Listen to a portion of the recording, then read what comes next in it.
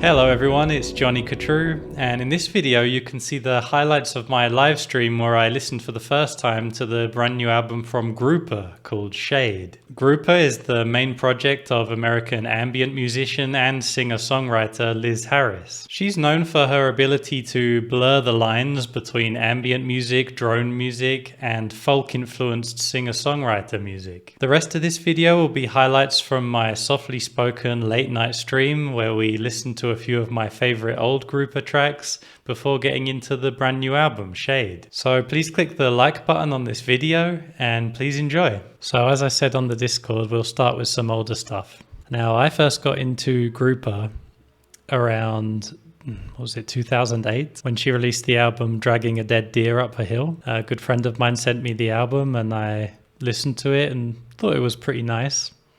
It took a few years to grow on me, for her style in general to grow on me, and it's a pretty unique kind of approach she has where it's all in the subtlety, and that's something that I had to learn to appreciate. So let's start with a couple songs off that album, Dragging a Dead Deer Up a Hill.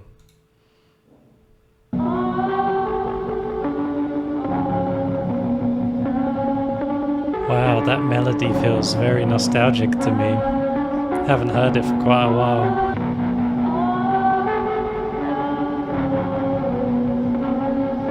This was my favorite from the first time I heard it though, this song.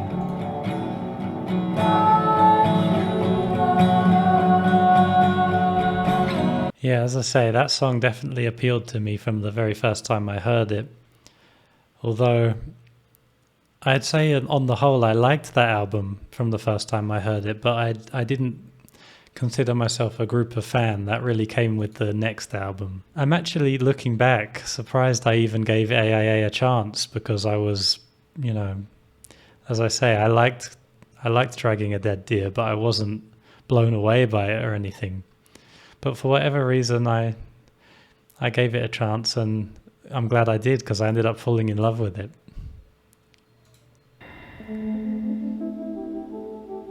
I couldn't believe how strong the songwriting was on this Alien Observer side of AIA. It's quite magical.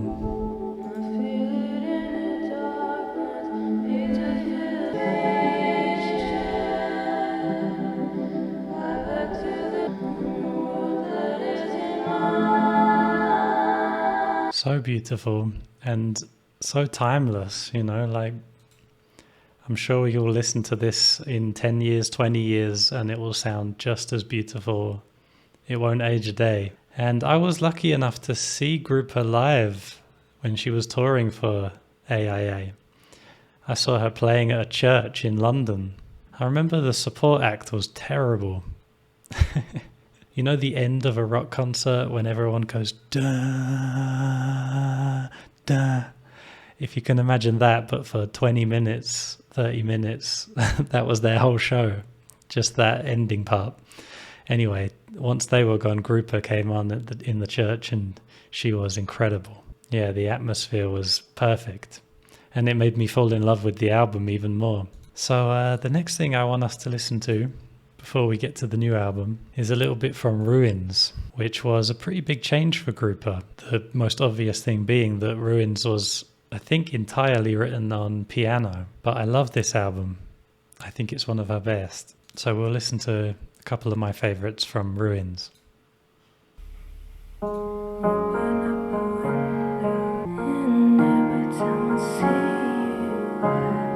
For me, this is her most emotional album. When I first heard it, I think it became my favorite of hers, though in retrospect I think I probably like AIA at least as much. I always imagine her sitting at a piano next to a rainy window. I think the way it's produced, you can really hear the room she's in, so that's probably what pushes that feeling.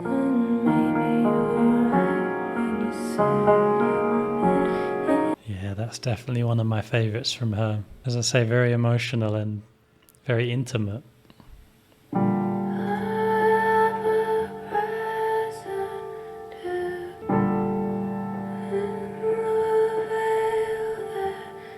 It's pretty dark, this one, but it gets to me.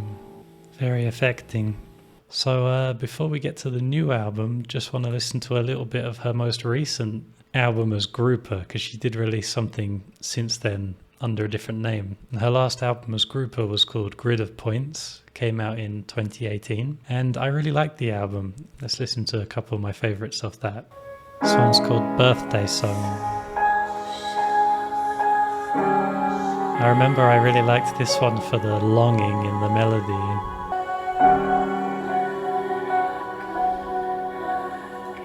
It definitely shows her moving in a more bold direction, which I remember we also heard on Paradise Valley.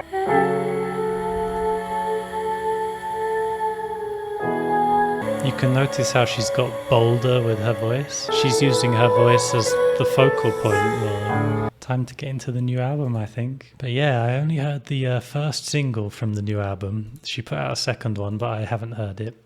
So other than the first single, this is going to be all new to me. And the first single sounded, well, it was much more guitar-based for a start. Other than that, I really don't know what to expect. But let's get into it. Track 1 is called Followed the Ocean.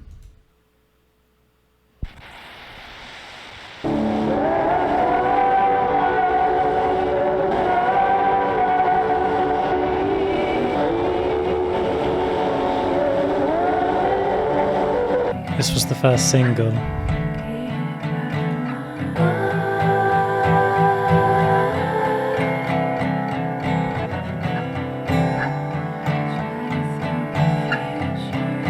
We were talking before about the fact that a lot of her earlier work relied a lot on the overall sound of the recording and effects that were maybe placed afterwards, whereas her more recent stuff had relied more on her own voice and the atmosphere of the room and the instruments. But that first track was actually like a extreme form of the former, wasn't it? It was like the fuzz and dirt turned up to the max, to the point where you can only just barely hear the song underneath it. As the song went on, I did get pretty into the atmosphere of it. I think it did work for me. And then in the second song, we had something more in the style of her more recent stuff, in that it's much more everything up front and her voice really clear and all that.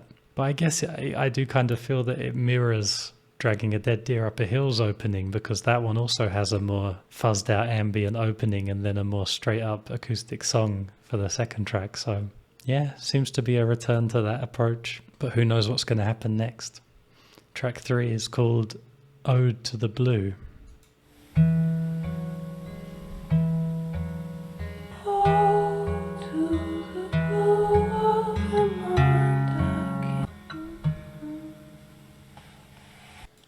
I actually enjoyed that one quite a bit more than the song before it. I thought there was a lot of intensity in it, even though it was, of course, very subtle. But it sounded like she was barely squeezing the notes out, barely squeezing out the notes on the guitar, her voice just barely singing. It worked very well. I thought it had a lot of power. And I also thought the tune was pretty memorable as well.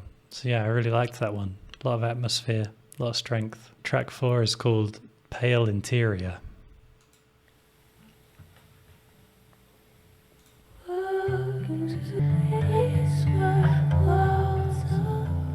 She either did some interesting double tracking with the vocals, or there's a strange kind of delay on them. I think it's double tracking though, like imperfect double tracking.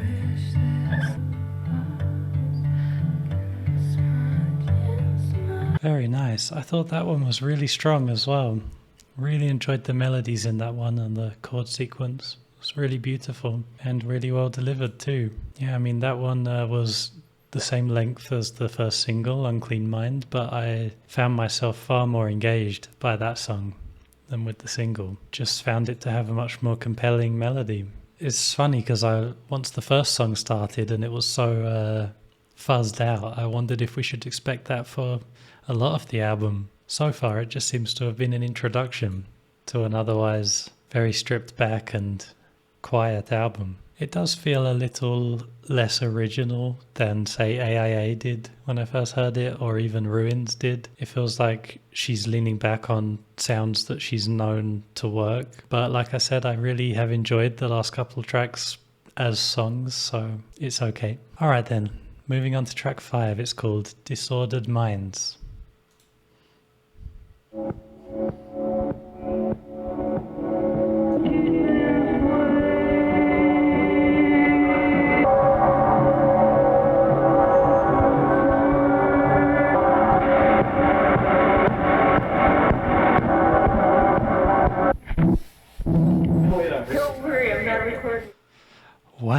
Okay, so that was pretty different, wasn't it? Just as we thought we'd got her number and that she was just going to be doing gentle acoustic tracks for the whole album, yeah, she came out with that one.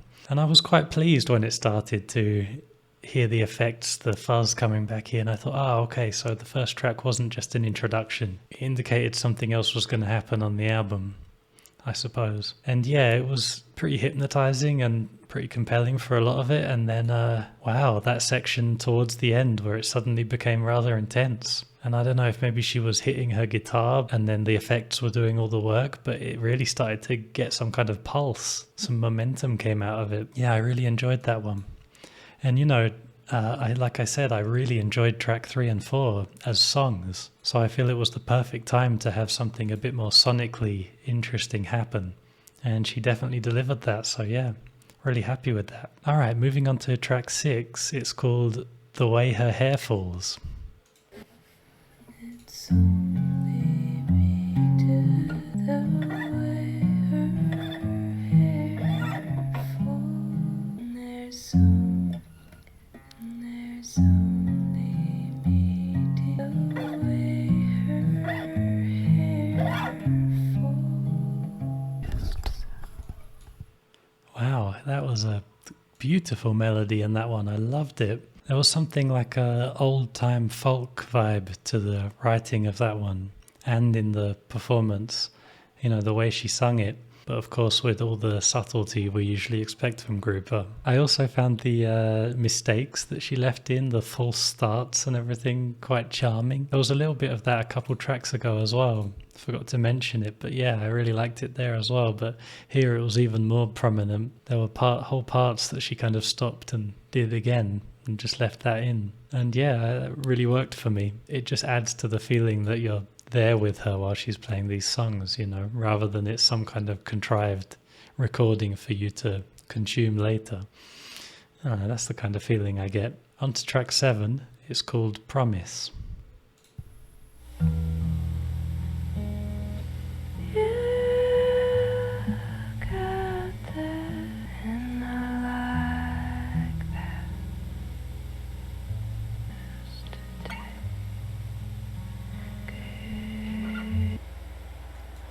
Nice. That seems to have been a pretty straightforward love song from Grouper, which is not what I expect to hear on a Grouper album, really. Something quite wholesome about it.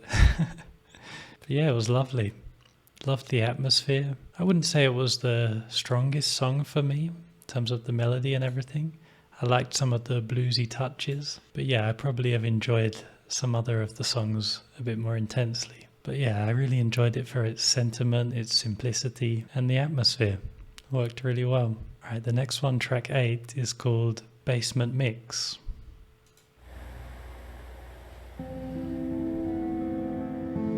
This already feels quite a bit darker than Promise.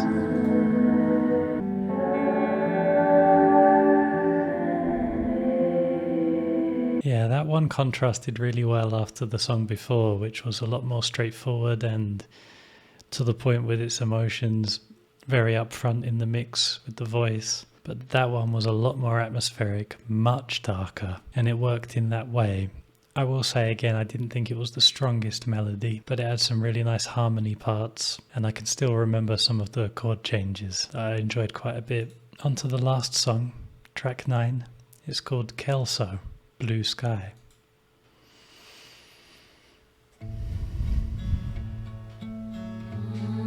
Just cross the bridge from Longview. Can't wait to be there. This song sounds so optimistic. Play across the ceiling. Heard that owl partway through the album. And he popped up there at the end too. So yeah, that was beautiful. I can see why that has the subtitle Blue Sky, because it really felt like the clouds parting and the sun shining through in that song. It was probably the one that had her voice most up front, you know, everything very clear, and there were even some chord changes in that song that struck me as kind of Beatlesy, you know, really positive kind of sounds. And yeah, I would say on the whole, it's definitely a strength of this album that it had a great variety of mood, and it never stuck in one feeling for too long before exploring something else on the next song. I did feel that some of the earlier songs on the album maybe had stronger melodies than some of the later songs. Certainly that they were more immediately compelling in that way. Maybe a couple of those songs towards the end were slightly drawn out when the earlier songs were more concise and the correct length, you might say. It's a very short album anyway, so it kind of gets away with it, but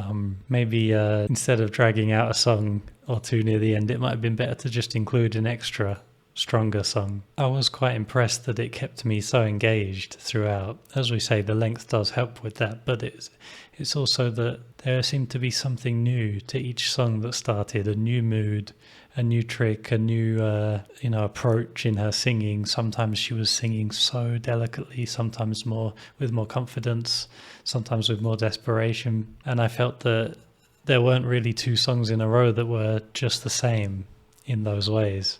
There was always something slightly different. And yeah, at least half the songs I thought were pretty strong in terms of their chord sequences and tunes. So yeah, I'm pretty happy with this album. Obviously, we'll see how it grows on me, so I can say how I feel about it compared to some of her other albums, but as it is, I feel it at least stands up with, you know, many of her other albums. And because it kind of covered a few different sounds from previous projects, it feels a bit like a culmination kind of album, you know, with a little bit of this, a little bit of this, and I like that. You know, it feels like the right thing for her at this point. Although maybe I would like to hear some new ideas from her. You know, maybe on her next album she could do something fresher, something to rock the boat a little bit. I mean, I wouldn't mind a return to some more droney stuff, some more noisy stuff. That would be cool. But yeah, on the whole, pretty good. So thank you for watching. If you'd like to join me for some full album listening parties, you can follow me over on Twitch at twitch.tv/JohnnyCouture. If you'd like to chat with me and our community about this music some more, you can join us over at the Discord. You can find these links all in the description. And if you enjoyed this video, please consider supporting me with the link in the description to buy me a coffee. It really helps me to be able to keep this channel going, keep making these videos, so I really appreciate it. And thank you very much for watching. Until next time, take it easy.